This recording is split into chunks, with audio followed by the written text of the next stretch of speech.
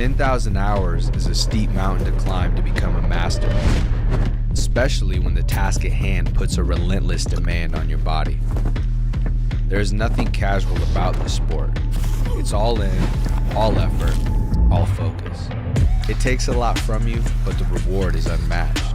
Mastery of oneself, an acute understanding of your weaknesses with an explosive sense of your strengths.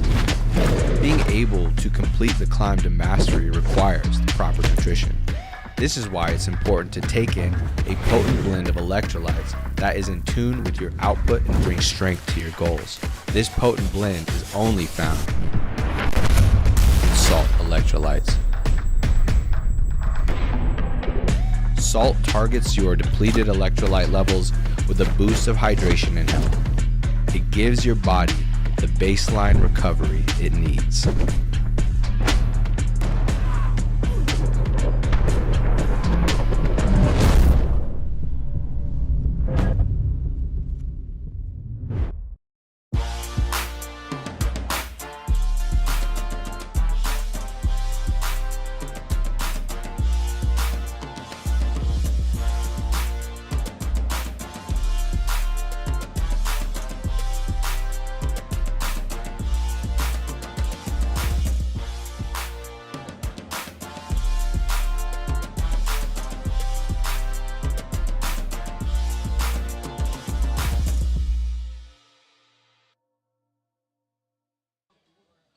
What is up, ladies and gents? It is your friendly neighborhood BJJ podcast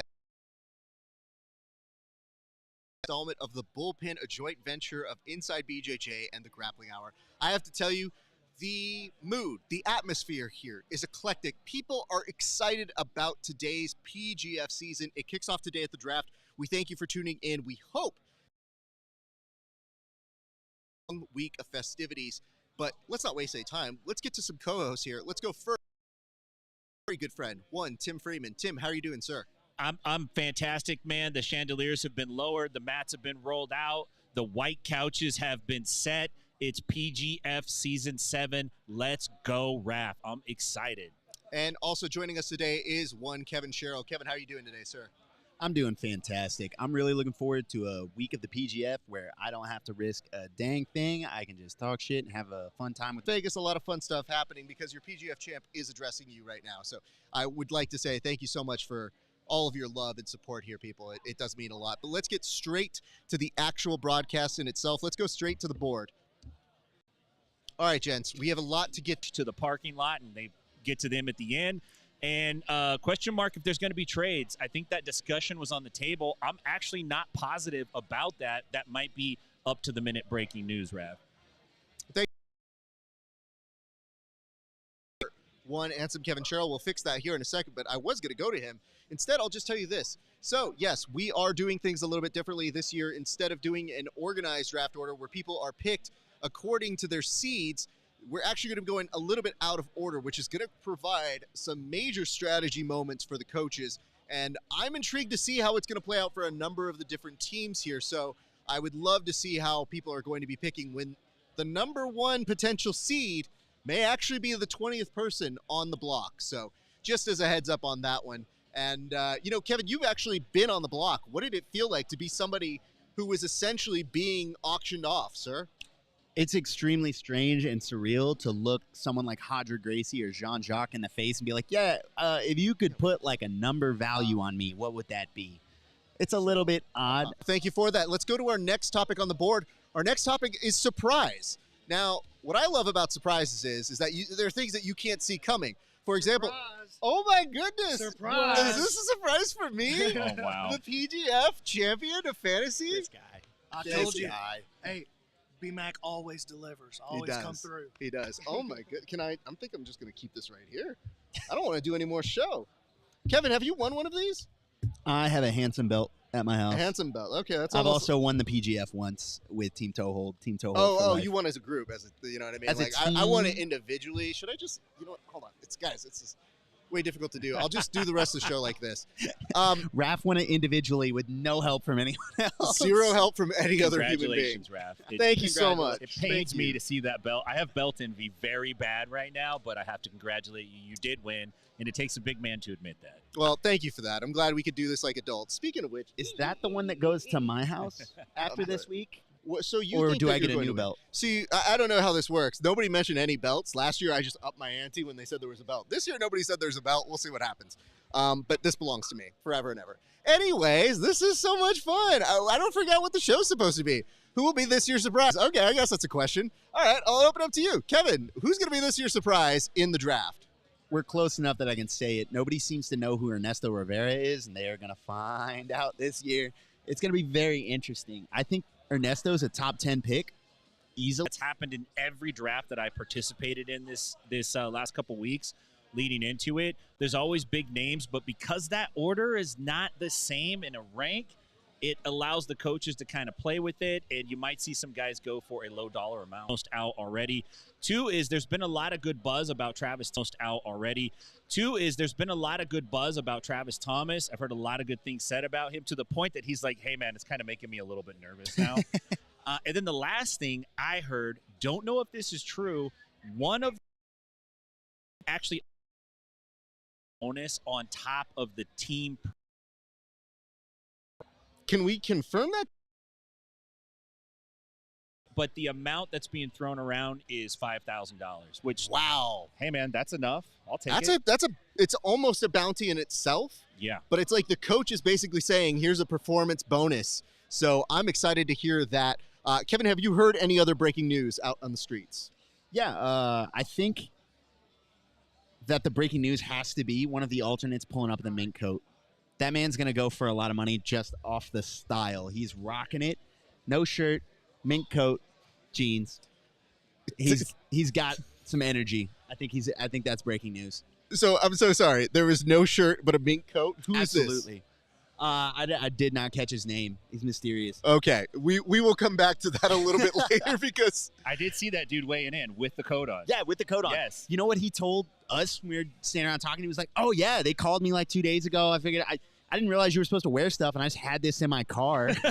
Like, this is just what you had in your car. Like, you throw your hoodie in the back seat, man threw a mink coat. This is a blazer, in right? case anybody needs to be Huggy Bear 20 Dude, minutes he's later. living a different lifestyle than me. I want to walk a day in his shoes. I don't think I can, though. I don't think I got That's it like fair. that. It comes with a heavy responsibility. Yeah. Let's go to our next one here. Our next topic is as follows. What, gentlemen, should the coaches be looking for? And Tim, I'm going to start with you. What is it that the coaches need to be looking for as they do this draft here today? Well, I think every coach needs to draft a team that has a killer, needs to draft a player that is an escape artist that could force the other team to put zeros up, and you need a captain. You need somebody who can motivate your guys. You can't pick the match order. That's randomized once the teams are set. So you don't know who your guys are going to go up against when you draft them. So you have to draft for particular attributes that you're looking for in a team that will strengthen your team. Beautiful. Thank you for that, Tim. I appreciate that. Kevin, what else should coaches be looking for? Again, as somebody who's been in this process before, what was it that you saw they were looking for, and what do you think they should be looking for? Coaches need to look for breakers. They need to look for guys who are going to win the shootout. The story of the PGF is almost all finishes by leg locks. You do see a variety of other finishes. They're not off the table, but you need people who are going to win the shootout and force the other leg lockers to play a game that they're not comfortable with or risk damage.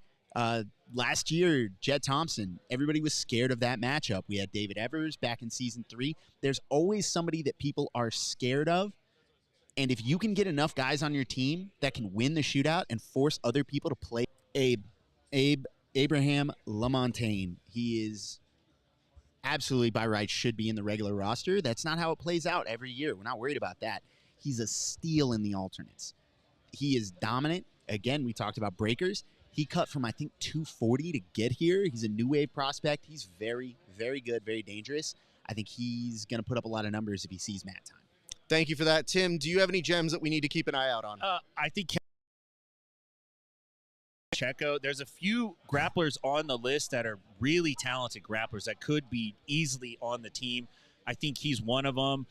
Sam Schwarzkopfel's got quite a bit of experience lately. He's been getting out there a lot. He's experienced in this format. You're probably going to see him out there at some point. We know injuries are going to happen. We know alternates are going to step up. It's just a matter of which ones are going to really show out. Appreciate that. Thank you so much for that, Tim. Let's go to our next topic, which is this. So Tim previewed this a little bit earlier, but it's the idea of walks. What exactly is a walk? I'll start with you, Tim, and why is that important in an auction draft? So a walk is when an athlete comes up for bid and all 4 coaches take a pass on him at that time, meaning they're not ready to spend on this particular person at this particular moment. That will drop that player off the list down to the bottom, and then they'll circle back to that player at the end. I think it's going to majorly impact how this shakes up because the order of the draft changes as you start walking, guys. And you better have money when you get to the end if you want to get one of those guys, or you're going to get defaulted. Thank you for that. I'm going to go to you now, Kevin. Same question. A walk, you're going to look at positions. Kimoy Anderson is going to get walked because he comes up right before Travis and Elijah. You got to look at Fedor is going to get walked. Sweeper. Thank you for that, Tim. What other things did you notice this year is different or that the layout includes here for people at home? Well, one of the new things is we have Mr. Egghead set up with his own table running analysis for the fantasy sports, giving stats. This guy is a machine. He's basically my chat GPT. He's Egghead GPT. I just send him queries and he sends me back information. You're going to get a lot out of that guy, so look for him this season. Beyond that, it feels much like last year or last season. The anticipation's high. People are dressed to the nines. There are less animals, figuratively, but there are some animals here. So yeah, there are quite a few dogs in the room. There are definitely a few dogs. Woof. But let's get into some of the comments that we saw in the comment section that our team here put. But let's get into some of the comments that we saw in the comment section that our team here put together. And let's go to our first comment together. And let's go to our first comment. The first comment that we saw come up on the street here, but when the couches hit, it is very, very, yes. It is very, very, yes, very nice. It's very classy. And I will tell you this. Listen, we've already started with our first pit comment. I just want to let you guys know it's a different beast. Maybe there will be it's a different beast. Maybe there will be a pit in the future, but we need to find a way to make it more accessible, especially in a smaller audience. Let's go to our next comment. It says, Mr. Strong, bro, do you mind reading this one, Kevin? Yeah, I'll be in bed at 9. I guess I'll catch the replay. Backpack, he's wearing it. I got 100K on you too, Raph. Thank you. Thank you. Look at it. Oh, my goodness. And I got 50 on the belt. Oh, man, you can try. But I will tell you this. Asim, thank you so much. He said I was best dressed. Listen, bro. I mean, I think the belt does a lot of heavy lifting. Let's go to our next comment. We got 2 more.